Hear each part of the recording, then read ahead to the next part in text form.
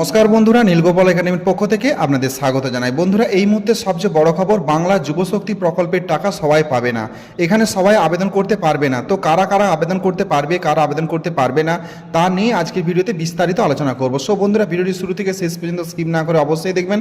আর আপনি যদি আমার চ্যানেল নতুন থাকেন তাহলে অবশ্যই চ্যানেল সাবস্ক্রাইব করুন ও পাশে দেওয়া বেল আইকনে ক্লিক করতে ভুলবেন না পরবর্তী নতুন ভিডিও নোটিফিকেশন পেতে। চলুন বন্ধুরা, ভিডিওটি শুরু করা যাক।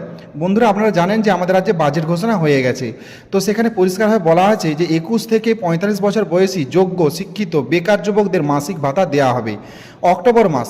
হ্যাঁ বন্ধুরা, 2026 সালে অক্টোবর মাস থেকে এই ভরসা কর্মসূচি চালু করা হবে। তো এই স্কিমে গ্র্যাজুয়েটদের 3000 টাকা দেওয়া হবে আর অন্যান্যদের 2000 টাকা দেওয়া হবে।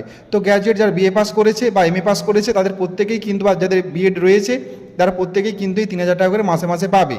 আর যাদের ধরুন ডিএলএড আছে, যাদের আইটিআই করছে বা অন্যান্য বেসরকারি সংস্থায় পড়ছে, তারা কিন্তু মাসে 2000 টাকা করে পাবে।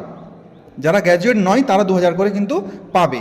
এবার আসি বন্ধুরা, যে সকল পরিবারের বার্ষিক আয় 1 লক্ষ টাকার কম তারা কিন্তু এখানে আবেদন করতে পারবে। এবং যারা অন্য কোনো সামাজিক সুরক্ষা প্রকল্পের সুবিধা পাচ্ছেন না তারা কিন্তু এখানে আবেদন করতে পারবেন। এইখানটায় একটা বন্ধুরা সবচেয়ে গুরুত্বপূর্ণ পয়েন্ট, এই দিকটা লক্ষ্য করুন আপনারা, যে সামাজিক সুরক্ষা প্রকল্প মানে বুঝতেই পাচ্ছেন, অন্নপূর্ণা ভাণ্ডার বা পিএম কিষাণ বা বার্ধক্য ভাতা, এই সব ভাতা বা অন্নপূর্ণা প্রকল্পের টাকা যেই পরিবারে পাবে না তারা একমাত্র এখানে আবেদন করতে পারবে।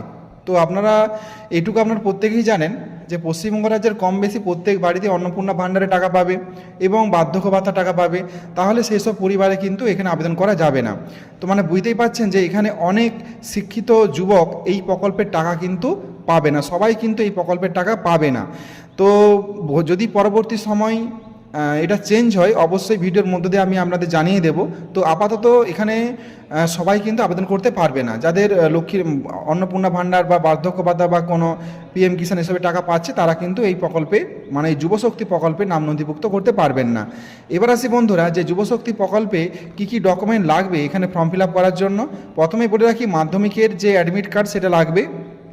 এছাড়াও যদি আরও হাই কোয়ালিফিকেশান থেকে থাকে তার অবশ্যই কিন্তু সার্টিফিকেট লাগবে, মাধ্যমিকের মার্কশিট লাগবে। এছাড়াও লাগবে আধার কার্ড লাগবে, ভোটার কার্ড লাগবে, ব্যাংকের পাসবুক লাগবে। যদি এসসি এসটি হয়ে থাকেন তাহলে তার সার্টিফিকেট লাগবে।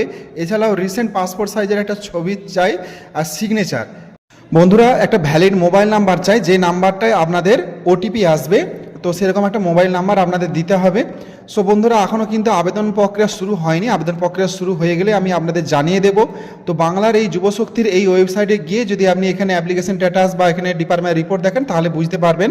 তো যাই হোক, এখন অ্যাপ্লিকেশন শুরু হয়নি, তো এটুকু বুঝতে পারলেন যে সবাই বাংলার যুবশক্তিতে আবেদন করতে পারবে না। তবে গাইডলাইন যদি চেঞ্জ হয় তাহলে অবশ্যই ভিডিওর মধ্য থেকে জানিয়ে দেবো আপনাদের। সো বন্ধুরা, আজ এই পর্যন্ত, দেখা পরবর্তী নতুন কোনো ভিডিওতে নতুন কোনো টপিক নিয়ে। ততক্ষণ আপনারা প্রত্যেকে ভালো থাকুন, সুস্থ থাকুন। Best of luck.